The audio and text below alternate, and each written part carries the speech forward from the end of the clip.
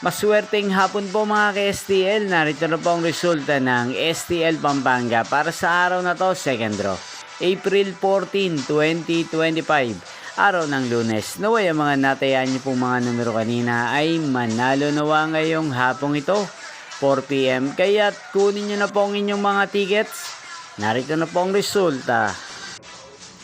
Ang mga numerong nanalo sa STL Pampanga ngayong hapong ito, April 14, 2025, 4 PM, second draw result, 4 at 39 in exact order. Sa lahat po ng tumaya kanina sa STL Pampanga para sa second draw ng 4 at 39, congrats po sa inyo, panalo po kayo. At ngayong hapong ito sa STL Pampanga, atin pong i-shoutout si Kuya Geoffrey ng Pampanga. Shoutout po sa inyo, Kuya Geoffrey.